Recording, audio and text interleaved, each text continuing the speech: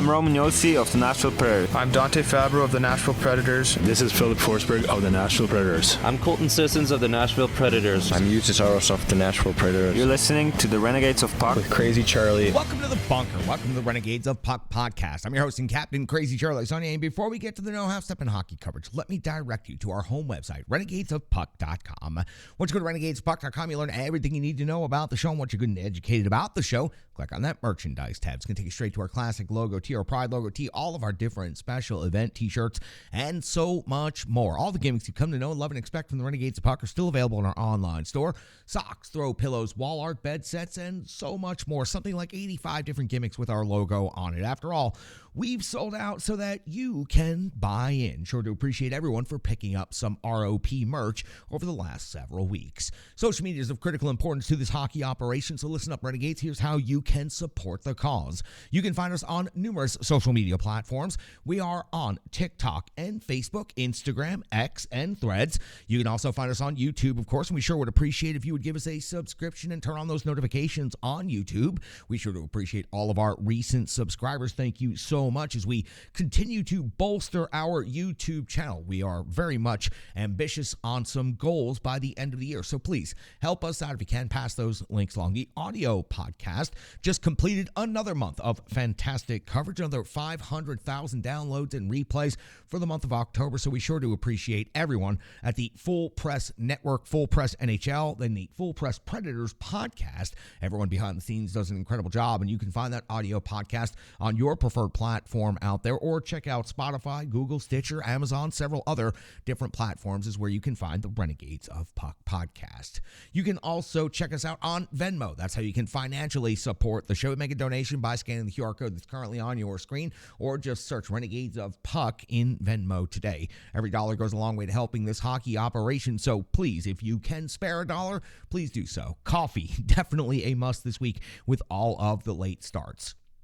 With that in mind, let's get immediately to the No Half Step in hockey coverage. I know it is time for the No Half Step in hockey coverage, so let me deliver the goods. It's time for operation number 813. That's right, time for show number 813. And at this moment in hockey history, the Nashville Predators currently find themselves in 5th place in the Central Division after 9 games skated on the season. They have a record of 4-5. 8 points has them 4 points behind first place Colorado, but 8 points has them only 2 points ahead of 8th place Chicago. Let's run down the division before we get into the next Nashville Predators matchup, which will be in Seattle against the Seattle Kraken. The Colorado Avalanche, I mentioned, are in first place in the Central Division. They have 8 games played, a record of 6-2, and 12 points on the season. Dallas Stars are in second place. They've skated in 7 games, a record of 5-1-1. They have 11 points, 1 point behind first place. Winnipeg has a record of 4-3-2. They have 10 points, 2 points behind first place Colorado. And then you'll find a grouping with 8. The Arizona Coyotes have 8 points. The Nashville Predators have 8 points, and the Minnesota Wild all have 8 points.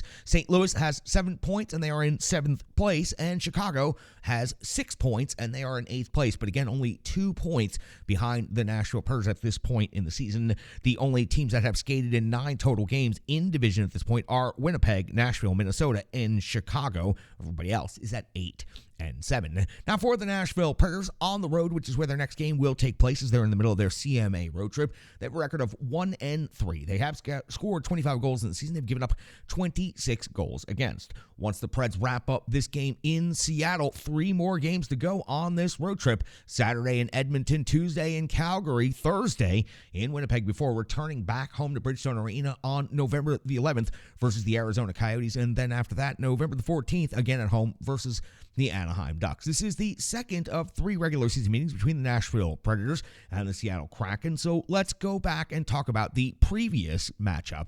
It was on October the 12th when the Nashville Predators hosted the Seattle Kraken at Bridgestone Arena. The Predators came away with a 3-0 victory. It was UC Saros making 23 saves for the shutout. It was Philip Grubauer, 32 out of 34, taking the loss. Overall, a decent game for Grubauer, but Saros and the Preds were just better. Sissons picked up the shorthanded goal, Nyquist an even strength goal, and Parsonen an empty net goal, and that was your scoring for that game against the Seattle Kraken on October the 12th at Bridgestone Arena. They will play one more time, and the Preds will go to Seattle again. It won't happen until March the 16th, so this will be the first of 2 trips to Seattle for the Nashville Predators this season. For the Seattle Kraken, overall on the season, they are 3-5-2. They have 8 points. That's good for 5th in the Pacific Division. On home ice, 1-2 at this point in the season. They've scored 24 goals, but given up 34 goals against. That's a goal differential of -10, and that is considerably high already for this early part of the season. Let's take a look at their most recent stretch of hockey. Let's go back and talk about the past 5 games. On October the 21st was a 4-1 loss versus the New York Rangers on home ice, and then a lengthy 4-game road trip would ensue. On the 24th of October, a 5-4 overtime win in Detroit. On 26th of October, a 3-2 overtime loss at Carolina. The 28th saw a 3-2 loss at Florida, and then another overtime affair on the 30th of October, this time a 4-3 overtime win at Tampa Bay. Grubauer gets the victory in that game, going 34 out of 37. We do have some injuries for both teams to report. Schenn and Glass now both listed as on injured reserve for the Nashville Predators. No timetable for their returns. Tanev and Burakovsky are also out for the Seattle Kraken. Tanev is on injured reserve, and Burakovsky is listed as out. The NHL rankings in this matchup and numbers.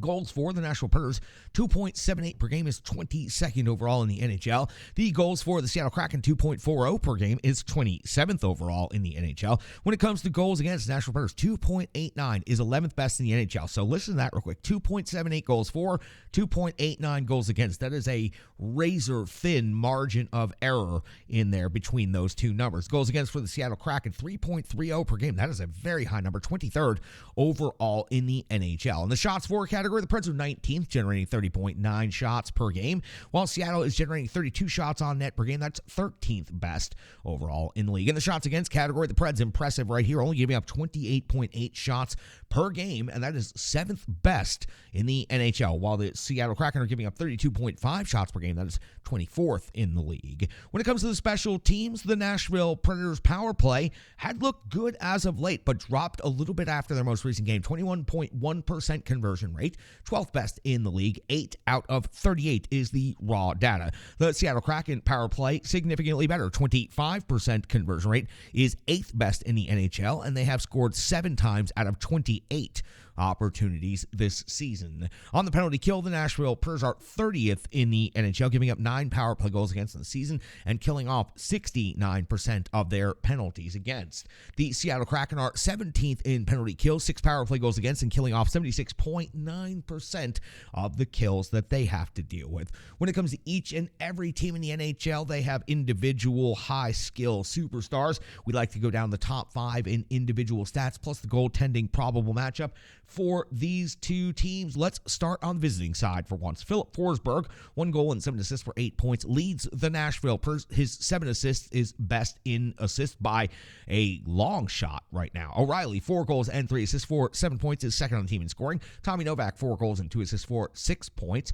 Captain Romeo has a goal and 5 assists for 6 points. And then Colton Sissons leads the team in goals scored with 5 on the season. No assists to add to that because he's kind of a selfish player, isn't he? Only 5 points total on the season, has him 5th overall on the Nashville Predators in scoring. When it comes to the Seattle Kraken, Schwartz leads the team in scoring, 4 goals, 4 assists for 8 points. Bjorkstrand is at 2 and 6 for 8. Dunn 1 and 7 for 8. The 7 assists, of course, marks the lead for that category. McCann leads in goals with 5 on the Seattle Kraken. Add 2 assists to that for 7 total points. Yamamoto has 2 goals and 2 assists for 4 points. I'll go to the goaltending matchup immediately and start on the Seattle side. Grubauer has a record of 1 and 4 on the season, a 901 save percentage, and a goals against average of 3. UC Saros expected to get the next start after Lankinen got the previous start. He's 4 and 4 on the season, a .915 save percentage, a 2.49 goals against average, and his 1 shutout comes against this Seattle Kraken team back on October the 12th at Bridgestone Arena when he made 23 saves. The team in front of him played incredible in that game. The workload was very light and made it a lot easier for UC Saros to attain that individual achievement of a shutout for the netminder. So that has you all set up for the Nashville Predators at Seattle Kraken. It's game 2 of 5 on the CMA road trip. Typically, this time of year, we see the Nashville Predators start to come together with a record of 4-5 right now on the season in total. They're going to need a decent showing on this road trip to come back home at least at 500. So that's got you all set up for the Preds' next game. We've got a full game recap of the Predators' previous game. It was a late one in Vancouver. You might have missed out on it. You might not have made it all the way through staying awake. Will you give us 10 minutes? We will give you the entire game. It's coming up next. It's the Rebirth Sports full game recap, and it's right here on the Renegades of Puck podcast. Hockey players are as unique as the game itself, and your uniform should be tailored to fit you. Rebirth Sports is your sports apparel tailor. From shells, bags, warm-ups, hats, hoodies, branding, and more, let Rebirth Sports be your custom hockey tailor. And don't forget to tell them they do more than just hockey. Rebirth Sports on Facebook, Twitter, and Instagram. Rebirth Sport, a match made in hockey. It's now time for the Rebirth Sports full game recap. We go all the way back to October the 31st of the year 2023. Happy Halloween. Nashville Predators are in Vancouver taking on the Canucks, and Andrew Burnett deploys his lines in the following way. And by the way, the lines were wrong again as posted from pre-game skate, so I have corrected them, and these are updated and corrected. Forsberg, O'Reilly, and Nyquist are your first line. Sherwood, Novak, and Evangelista make up your second line. Trennan, Sissons, and Foodie make up your third line. Smith, Parson, and Fajimo make up your fourth line. Yossi and Fabro are your top defensive pairing. McDonough and Carey, Luzon and Barry. Kevin Lankinen gets his first start of the season for the Nashville Predators. We are just 122 into the game, and our first action of the game is a penalty shot. Yes, they've been increasing across the board all season long, but highly surprising to find our first active play of the game at 122 of the first period to be a penalty shot. It's awarded to Foodie after Myers takes the penalty, hooks him from behind. He lost his balance and failed on the attempt of the penalty shot. 2:10 into the first period. Lankinen comes up with a save on Joshua. It's his first save of the game. At 4:30 of the first period, Lankinen comes up with a save on Roenick's backhand. At 4:44 of the first period, Thatcher Demko comes up with a save on Barry. 5:27, Demko, another save on Sherwood. At 6:07 of the first period, Lankinen comes up with a save on Hughes, sliding across a huge early save in this game. At 6:44, Demko's back to work, coming up with a save on Yossi. Vancouver D was scrambling all over the zone, giving the Nashville Predators multiple opportunities here, but only Yossi was able to get one of those shots through and on the net. At 9:27 of the first period, it's Lankinen coming up with a save on Pettersson, and at the middle point of the first period, I made the notation and the comment that it was a very even first 10 minutes. It took the Nashville Predators 45 to 50 minutes to get into the game against the Canucks, get their skates under them the previous time they played. This time in the first 10 minutes, I thought both teams fairly even through the first 10. And of course, as soon as I make that notation, the Vancouver Canucks start picking up some momentum. At 11:06 of the first period, Lankinen comes up with a save on Joshua's deflection, plus the follow-up by Garland goes off of the iron. Golden opportunity for the Canucks right here. 11:57 of the first period, Lankinen comes up with a save on Höglander. 12:40, Demko back to work, coming up with a save on Sissons. At 13:45 of the first period, we see our first goal of the game, and it goes to the home team, the Vancouver Canucks. Lafferty awarded the goal, his second of the season. He batted in the rebound off of the initial Hughes shot from out high. A lot of good traffic in front. Lafferty, a huge part of that. Lankinen cannot track the rebound up into the air over his shoulder, and it goes into the net. Vancouver Canucks have a 1-0 lead on home ice. Nashville Predators, though, respond fairly quickly. Just a couple of minutes later, it's Colton Sissons picking up his fifth goal of the season, tying the game up at 1 apiece. Foodie intercepted the pass in the neutral zone. Good read and react right there. Yossi carried the puck in, doing his magic, and then Sissons gets the finish from the slot area. Colton Sissons' fifth goal of the season already for the Nashville Predators, ties us at 1 apiece. At 16, I believe this is 16:32 of the first period, it's Fabro's first goal of the season. It was a wrist shot through traffic. Nice job right here. It looked more like the goaltender Demko might have lost sight of where it was going, and even maybe guessed the wrong way. But Dante Fabro awarded with a goal just the same. His first of the season gives the Nashville Pers suddenly a 2-1 lead. So the Preds 2 goals in just a matter of about 22 seconds. 17:08 of the second period. Lankinen comes up with a save on Myers. 17:26 of the first period. It's Miller off to the box. 2 minutes for hooking and add 2 minutes for unsportsmanlike onto that one. His comments to the referee after the whistle were not welcomed. It would be Demko coming with a save on Evangelista. But then for the Nashville Pers, their power play circumvented when Tyson Barry's off to the box. 2 minutes for hooking, creating a 4-on-4 scenario that would end the first period. Vancouver outshoots Nashville in the first period 10-9, but the Preds have a 2-1 lead. Over to the clean sheet of the second period, we have a carryover of 4-on-4 for 53 seconds, and at the 53-second mark of the second period, it's Pettersson, his third goal of the season. A wrist shot catches Lankinen off guard during the 4-on-4. He cut across the top of the zone, and just a sick release puts the puck into the net off of Lankinen's pad and then in. Vancouver ties the game up at 2 apiece. Vancouver would have a brief power play, and Lankinen would come up with a save on Pius Suter. That would be the end of that scenario. 2 minutes into the second period, Thatcher Demko was with a save on Barry at 6:16. Yes, 4 minutes without anything really happening here. Demko comes up with a save on Foodie's backhand at close range at 8:03. Another 2 minutes with very little happening. Demko comes up with a save on Luzon 11:19. Demko comes up with a save on Barry, plus the rebound jam by Sissons. By far the best chance of the period. Vancouver has gone 10 minutes plus without a shot on goal in this period now, and the Nashville Pers finally generate a decent scoring chance. Honestly, some of the lowest event hockey we've seen in a very, very long time, and for such a late start, that's a tough 10-minute stretch of hockey right there to watch. At 11:57 of the second period, it's Thatcher Demko coming up with a save on Sherwood off of the rush. At 13:13 of the second period, it's Miller off to the box. 2 minutes for high sticking on the captain, Romagnosi. This was a retaliation penalty in the offensive zone.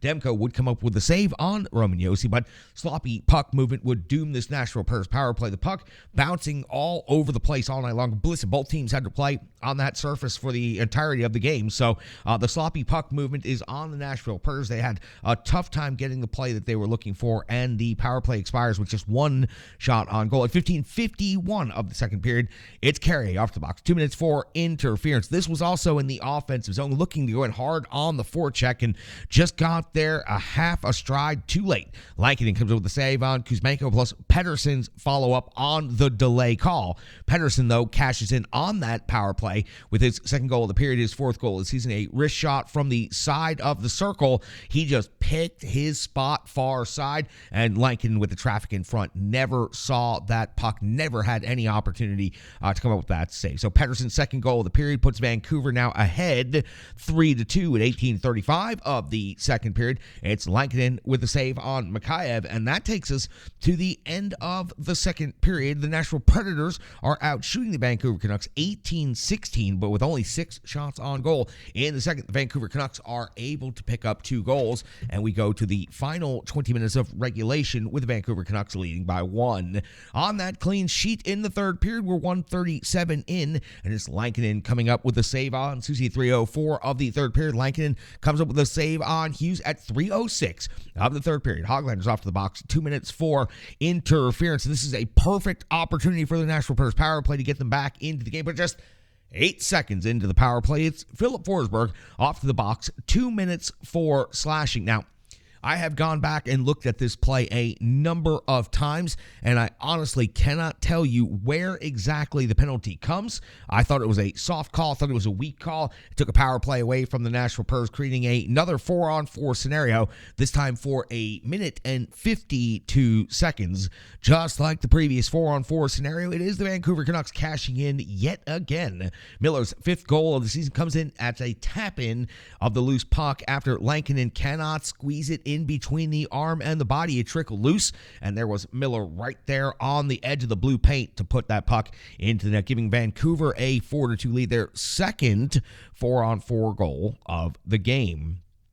At 6:25 of the third period, we see Thatcher Demko coming up with a save on Tommy Novak. At 11:07 of the third period, we see Thatcher Demko coming up with a save on O'Reilly. 12:25, another save on Sherwood. Nashville Predators generating some momentum here, looking to make a comeback in the third period. But at 13:18 of the third is Lankinen having to come up with a save on Joshua. Then 13:30 is 12 seconds later, another save on Garland. Demko back to work at 14:03 with a save on the captain, Roman Josi. Lankinen would make a save at 15:38 on Hughes. We would see the empty net scenario after that. Nashville Predators unable to get organized. Pettersson ends up taking the puck all the way in, tucking it into the empty net for his 5th goal of the season, and he gets the empty net goal, leading to a hat trick. 3 goals in this game. That gives the Vancouver Canucks a 5-2 lead over the Nashville Predators. The Preds would continue to skate it on out for the final 2+ minutes of this game, but would not generate very much of an offensive threat nor a comeback. Your final score in this game would be the Vancouver Canucks 5, the Nashville Predators 2. And for the second time in a week, the Nashville Predators have underperformed against these Vancouver Canucks. Shots on goal, Vancouver 27, Nashville 25 for the game. And again, another metric where the Nashville Predators underperformed. They averaged well over 25 shots per game, but against the Vancouver Canucks, 18 shots in the first matchup, 25 in this one. Vancouver Canucks now 2-0 over the Preds in their 3 regular season meetings, 1 more to come later in the year. So for the Nashville Predators, not much of a revenge game from last week going into Vancouver. That's going to do it for the Rebirth Sports full game recap. You gave us 10 minutes and we gave you the entire game. All the goals, all the penalties, and all the important plays in between. We sure do appreciate you tuning in to the Renegades of Puck podcast. We've got full analysis and everything else coming up right after this on the Renegades of Puck podcast. Hello, hello, hello. I'm Tracy, owner-operator of Strong Style Fitness. And that's me and my training assistant, Rizzo. And we are here to bring you fitness that meets you where you are by offering circuit classes, bar-inspired classes, Tabata workouts, boot camps, guided stretching, and more, all taught by a certified personal trainer, me. To learn more, go to our website, strongstylefit.com. Subscribe on YouTube at Strong Style Fitness. Follow on social media at Strong Style Fit. But most importantly, let's get you moving. It doesn't matter if it's your first workout or you've been doing it for years. Strong Style Fitness has the workout that meets you on your journey and helps you along the path to a happier, healthier life. I understand where you've been, what you were going through, and where you were going, and I want to take you there. We'll see you on the mat. Mwah. Welcome back in Renegades of Puck podcast. Kevin Lankinen gets his first start of the season. He did come in relief, played 2 periods against the Edmonton Oilers, 22 out of 26 in this game, 4 goals against, and honestly, he was rusty in every way. We know what Lankinen is capable of doing. We saw him play at quite a high level last year as a backup goaltender. This was not it. He was rusty. Not getting a start until the 9th game of the season, I think, was a detriment to his game. Some of the shots that I felt like he could have done a little bit better on his tracking. He could have done a little bit better on his positioning, could have maybe squeezed those rebounds a little bit tighter. These were difficult situations to throw Lankinen in. I know he really wanted to get in. Of course he does. He's a professional, and he's part of an NHL team, and he wants to get an opportunity to play. But I think waiting until game 9 of the season and then putting him out there in Vancouver, that was a tough one for Lankinen. So his first start of the season is a loss. 4 goals against. The empty netter, of course, does not count against Lankinen's numbers. And overall, just rusty. I know he's going to perform better than that when he gets opportunity, so we will hold judgment and just say it was good to see him on the ice. He did make a couple of decent saves in this game, but it was a difficult night at the rink for Kevin Lankinen. Colton Sissons, 1 goal on the season, 5 goals total, leads the Nashville Predators after 9 games. Highly impressive. Colton Sissons at 5 goals. I don't know what kind of pace he's truly on. Is he truly going to get to the 25 goal mark this season? It would be wonderful for Colton Sissons, who is traditionally known as a defensive-minded 2-way center who goes out there and does the work on the penalty kill and does whatever else you need. But Colton Sissons also led the Nashville Predators in this game with 5 shots on goal and was tied for the team lead with 3 hits, and did all of this in just 12:44 in time on ice. So again, Colton Sissons, his 5th goal of the season, is leading the Nashville Predators at this point in time. Dante Fabro picks up a goal in this game, his first of the season, went ahead and put the puck on net. And to be honest with you, the goaltending on each side looked a little bit bit leaky and a little bit rusty, and this was one of those situations. But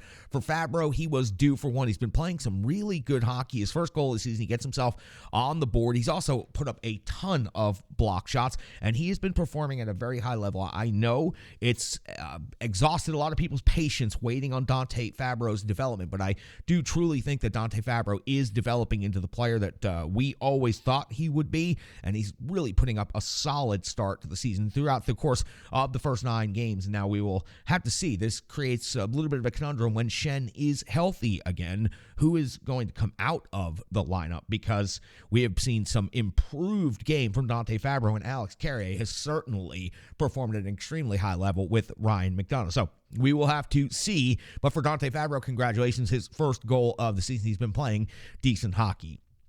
Ryan O'Reilly picked up an assist in this game, and it was his 1,000th game. I think that's been covered pretty much to death by everybody else out there. So I'll just say stick taps on your 1,000th game. It takes a lot to make it to that point in your career. And for Ryan O'Reilly, what's most important about him being on the Nashville Predators right now, it's great to see that he has 7 points, second on the team in scoring, but it's the leadership, it's the veteran savvy that he is teaching the rest of the players around him. It's a fairly young team, and it's an inexperienced team when it comes to winning. So for the Nashville Predators, having Ryan O'Reilly on their team, celebrating their 1,000th game with him, it's just another thing to show to the youth of the franchise around him, and another example. And Ryan O'Reilly's been just absolutely great for this team so far coming in. I mean, those are usually supposed to be positives. They didn't sound like a whole lot of positives here, because this game was weird again. Vancouver, it's been weird 2 times now. 6 total periods against the Vancouver Canucks, and the Preds, frankly, have not really been with it out there. Special teams, 2 4-on-4 goals against, 1 power play goal against, and that's what doomed the Nashville Predators in this game. What truly hurt, though, was the fact that the Predators had a 4-minute power play, and then later on in the game, another 2-minute power play at a critical time, and both times negated their own power plays by taking bad penalties. You can complain about the Philip Forsberg penalty that negated the Nashville Predators power play later in the game, but it was called and it happened, and there's nothing anyone can do about it. So 2 4-on-4 goals against and a power play goal against. The Nashville Predators had multiple power plays and ended up circumventing their own plans for scoring goals. And also, you have to add in the failed penalty shot by Foudy. Who knows what momentum the Nashville Predators could have gained if he hadn't lost an edge, slipped, and frankly, just not gotten a very good attempt at it. So special teams dooms the Nashville Predators in this game. It's not the first time, and I'm sure it's not the last time, but we have seen improvement on the power play and the penalty kill, especially in recent stretches of hockey, especially against Toronto Maple Leafs in the last game before this one. But this was not it. This was a regression of sorts to what we saw against the Tampa Bay Lightning and against the Boston Bruins earlier in the season. And the Vancouver Canucks in the last couple of seasons have eaten the Predators up on special teams, and they did it again in their home rinks. Now Vancouver 2-0, and the failed penalty shot that just set a kind of a bad tone for being just a minute into the game. I don't know what momentum the Preds truly could have had if that. The Preds did have the lead in this game 2-1, but ended up losing 5-2 overall. So special teams dooms them, and not a whole lot of great stuff to talk about in this one. So we'll go ahead and end the analysis right there. We will bring in the box score, though. We'll give you the cold hard numbers, and we'll go through that, and we'll give you a couple other thoughts on this game and more. And that'll come up next, right after this message from Stripe Digital Solutions on the Renegades of Puck podcast. The digital environment can be quite intimidating, time-consuming, and cumbersome, especially with all those other areas that need attention at your business, and that's why Stripe Digital Solutions is here to help. I know, because that's exactly what Stripe Digital Solutions did for me and the Renegades of Puck. From designing my home website and helping me create my merchandise to special event posters, brand building, and social media management. But it's not just that, it's so much more. Stripe Digital Solutions has helped me every step of the way. From startup to full-time operation, Stripe Digital Solutions has been there to assist and advise every single step of the journey. In today's fast-paced world, the path to success is having a strong digital partner, and nobody is better in the trenches than Brandy and Stripe Digital Solutions. Get the solution before it's even a problem with Stripe Digital Solutions. When it comes to the box score, Colton Sissons scores a goal for the Nashville Predators. Dante Fabro scores a goal for the Nashville Predators. That does it for goals. In the assist category, Philip Forsberg and Foodie pick up assists. O'Reilly picks up an assist. Yossi picks up an assist as well, the only assist on the defensive side of things. When it comes to shots on goal, it's Colton Sissons leading the way with 5 shots on goal. Sherwood had 4 shots on goal, and I thought Sherwood was doing a nice job bringing the jam out there. He was certainly physical, and he was aggressive, and he was noticeable in his short 15-13 of time on ice. When it comes to blocked shots, 2 was the highest number, and I circled 3. Tommy Novak had 2 blocked shots, Alex Carrier had 2 blocked shots, and Ryan McDonough had 2 blocked shots in this game. A little bit more in the physical category, I circled 3 different times. Colton Sissons had 3 hits in this game, Cole Smith had 3 hits, and Yakov Trenin also had 3 hits in this game to pace the Nashville Predators. When it comes to time on ice, Ryan O'Reilly led the forwards 2023 for being in his 1,000th game. Certainly doesn't look like he's slowing or retiring out there, leading the forwards in time on ice. It was Luke Evangelista second with the forwards in time on ice, 19-15 in total time on ice out there. When it comes to the defensemen, it was, of course, the captain, Roman Josi, leading the time on ice, 26-23. Also, Dante Fabro coming in second behind that at 20 minutes and 14 seconds. Everyone else on the D under 20 minutes. Now, power play.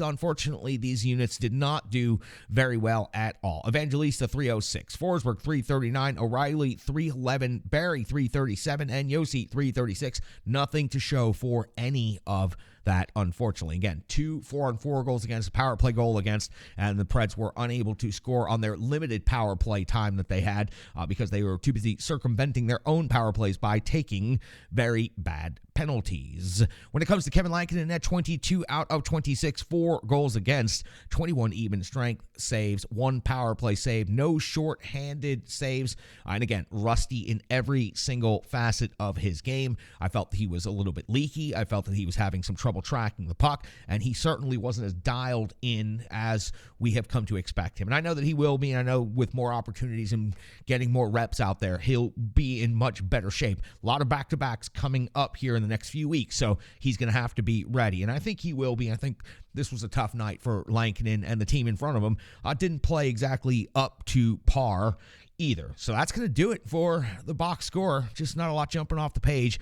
And let's just close by saying this. That's 2 losses now in 9 games. And listen, the Vancouver Canucks are off to a very good start, and a lot of respect to them. They've been working on turning their organization around for a couple of seasons now. They've been on the outside looking in. Right now, they're on the inside, and it's going to take some work to displace them. They're going to have a pretty tough season in the Pacific Division, but I see no reason why the Vancouver Canucks won't be hovering right around a playoff spot most of this season, and maybe thwarting the Predators down the stretch if it comes to it for a wild card spot, because the Preds have given up 4 points already to the Vancouver Canucks in just 9 games of the season, and frankly, both of those games were winnable. This 5-2 score, it didn't become an unreasonable score until very late. Add the empty netter, and of course, it looks a lot worse. But the previous game was 3-2 against the team on home ice. The Preds had every opportunity if they could have just done a better job on special teams. It's 6 periods of hockey against the Vancouver Canucks, and it's literally the same analysis and breakdown for all 6 periods. The Predators had more opportunities than they were able to take advantage of.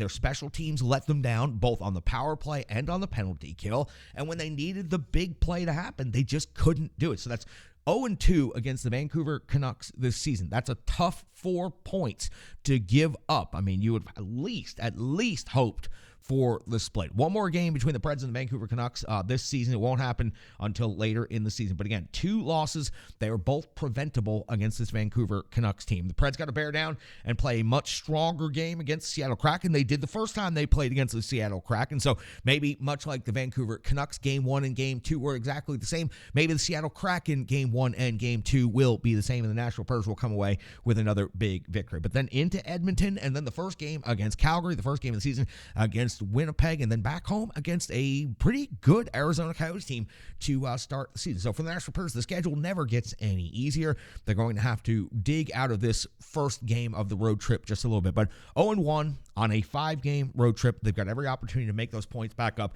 Just some tough barns to go into. Going to Seattle, going to Edmonton, going to Calgary, going into Winnipeg. Those are not easy places to win, regardless of where a team might be in the standing or how many points they have.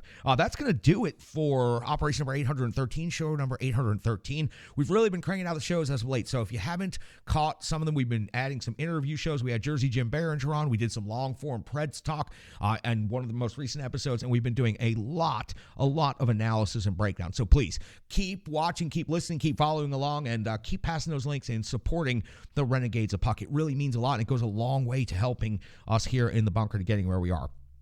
A hard freeze has tested all of our equipment. We were down to 25 degrees here in the local area, and the bunker has made it through. It's really cold out here, so we'll continue working on adding some heating elements and some other things to out here, but it makes no difference to me. I'll be out here, I'll be in the bunker, and we will be doing the shows. I just might look a little bit cold, and sometimes I might shiver a little bit while I'm reading through and doing the broadcast. I sure do appreciate each and every one of you Renegades. I appreciate your time. I appreciate your viewership. And most importantly, I appreciate each and every one of you. I hope you have a fantastic day. Can't wait to get back in the bunker talking Nashville Predators Seattle Kraken on episode number 814. Make sure you tune in immediately after the game. We'll have the game recap up within minutes. You give us 10 minutes, we'll give you the entire game. And we're getting those posted quicker and quicker. Last night, the game ended at 11:35 Central Time. By 11:55 Central Time, we had our full game recap up everywhere. So make sure you are checking that out and following